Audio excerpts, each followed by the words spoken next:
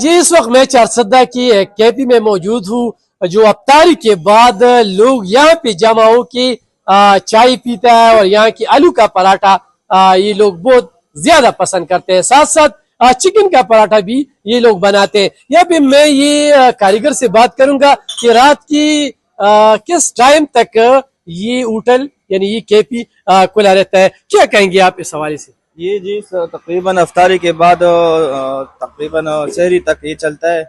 یہ چائے پراٹھا ہوتا ہے، آلو پراٹھا، چکن پراٹھا، ملائی پراٹھا، انڈا پراٹھا، اسپیشل چائے، گڑ چائے، جو ملائی چائے ہے، یہ ساری کوالٹی ہمارے پاس ہے اور لوگ آتے جاتے بس ماشاءاللہ بہت خوبصورت اور بہت زبردست ماحول ہے. پوری رات یہاں پہ لوگ آتے ہیں. یہاں پہ بات کریں گے ان لوگوں سے جو یہاں پہ ابھی چائے کا مزہ لیتے ہیں اور ایسا لگ رہا ہے کہ ان لوگوں نے افطاری کی ہوئی نہیں.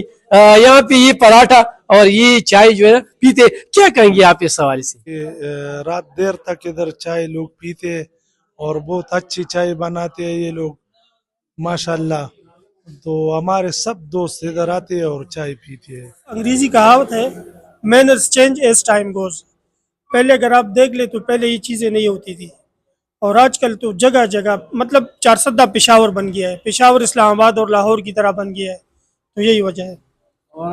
رمضان میں اور کھانا پینا الگ چیز ہے، بندہ نکل جاتا ہے، تھوڑا آؤٹنگ ہو جاتی ہے تھوڑی اسی لیے بس. اور یہ فیسلٹیز بھی مل جاتے ہیں، کھانا پینا چائے وغیرہ سب کچھ مل جاتے ہیں. سب لوگ یہاں پہ آتے ہیں، چائے پیتے ہیں اور اس کے ساتھ ساتھ پراٹھے سے بھی مزہ لیتے ہیں. یہ لوگ یہاں پہ آپ دیکھ رہے ہیں کہ یہ پوری رات اسی طرح ماحول ہوتا ہے. اور وہ کیا کہنا ہے کہ رمضان کا ہر افطاری کے بعد عید کا سما ہوتا ہے تو یہاں پہ یہ کیفی جو ہے نا یہ منظر ہر وقت پیش کرتا ہے. جی